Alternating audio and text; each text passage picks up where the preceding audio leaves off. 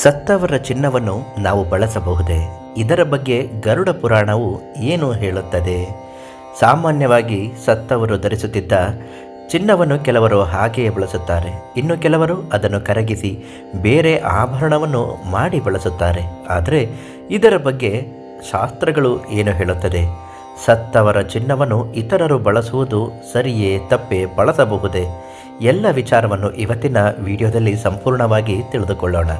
ಅದಕ್ಕಿಂತ ಮೊದಲು ನೀವು ಇನ್ನೂ ನಮ್ಮ ಅದೃಷ್ಟಧಾರೆ ಚಾನಲನ್ನು ಸಬ್ಸ್ಕ್ರೈಬ್ ಮಾಡಿಲ್ಲ ಅಂದರೆ ಮೊದಲು ಈ ಕೂಡಲೇ ಸಬ್ಸ್ಕ್ರೈಬ್ ಮಾಡಿ ನಿಮ್ಮ ಜೀವನದಲ್ಲಿ ಆಗುವ ಬದಲಾವಣೆಗಳನ್ನು ಸರಿಪಡಿಸಿಕೊಳ್ಳಲು ಪ್ರಧಾನ ತಾಂತ್ರಿಕರು ಕೀರ್ತಿ ಪ್ರಸಾದ್ ಗುರೂಜಿಗಳಿಗೆ ಒಂದು ಕರೆ ಮಾಡಿ ಉಚಿತವಾಗಿ ನಿಮ್ಮ ಎಲ್ಲ ಸಮಸ್ಯೆಗೂ ಪರಿಹಾರವನ್ನು ತಿಳಿಸ್ಕೊಡ್ತಾರೆ.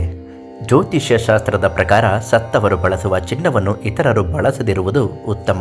ಯಾಕೆಂದರೆ ಈ ಚಿನ್ನವು ಸೂರ್ಯಗ್ರಹದೊಂದಿಗೆ ಸಂಬಂಧಿಸಿದೆ. ಆಭರಣಗಳಿಗೆ ಸೂರ್ಯನ ಶಕ್ತಿ ಕಡಿಮೆಯಾಗುತ್ತದೆ.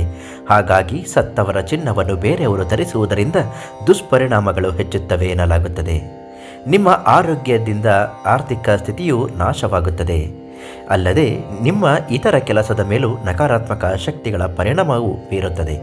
ನಿಮ್ಮ ವ್ಯವಹಾರದಲ್ಲಿ ನೀವು ನಷ್ಟವನ್ನು ಸಹ ಕಾಣುತ್ತೀರಿ ಎಂದು ಶಾಸ್ತ್ರಗಳು ಹೇಳುತ್ತದೆ. ಅಷ್ಟೇ ಅಲ್ಲದೆ ಸತ್ತವರ ಚಿನ್ನವನ್ನು ಬಳಸುವುದರಿಂದ ಅವರ ಆತ್ಮಕ್ಕೆ ಶಾಂತಿ ಸಿಗುವುದಿಲ್ಲ ಎಂದು ಗರುಡ ಪುರಾಣವೂ ಸಹ ಹೇಳುತ್ತದೆ. ಅವರ ಆತ್ಮ ಯಾವಾಗಲೂ ಜೀವಂತ ಇರುವ ವ್ಯಕ್ತಿಗಳ ಮೇಲೆ ಪ್ರಭಾವ ಬೀರುತ್ತದೆ. ಇದು ದೋಷಕ್ಕೆ ಕಾರಣವಾಗಬಹುದು.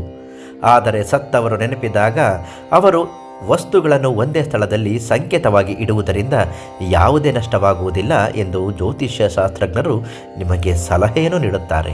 ಹಿಂದೂ ಸನಾತನ ಧರ್ಮದಲ್ಲಿ ಅನೇಕ ಗ್ರಂಥಗಳಿವೆ. ಅವುಗಳಲ್ಲಿ ಪ್ರಮುಖ ಗ್ರಂಥವೆಂದರೆ ಗರುಡ ಪುರಾಣ.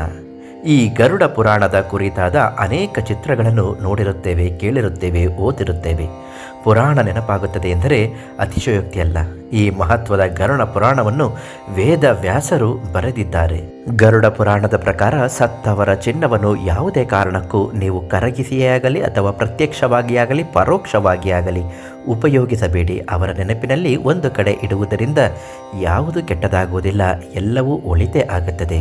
ನಿಮ್ಮ ಬದುಕಿನಲ್ಲಿ ಅನೇಕ ಕಷ್ಟಗಳು, ತೊಂದರೆಗಳು, ನೋವುಗಳು, ಮಾನಸಿಕ ತೊಂದರೆಗಳನ್ನು ಎದುರಿಸುತ್ತಿದ್ದರೆ, ಅನುಭವಿಸುತ್ತಿದ್ದರೆ ಪ್ರಧಾನ ತಾಂತ್ರಿಕ ಕೀರ್ತಿ ಪ್ರಸಾದ್ ಗುರುಗಳು ಅತ್ಯುತ್ತಮವಾದ ಮಾರ್ಗದರ್ಶಕರು. ಇವರಿಗೆ ಒಂದು ಕರೆ ಮಾಡಿ ನಿಮ್ಮ ಎಲ್ಲ ಸಮಸ್ಯೆಗೂ ಉಚಿತವಾಗಿ ಪರಿಹಾರವನ್ನು ತಿಳಿಸ್ತಾರೆ.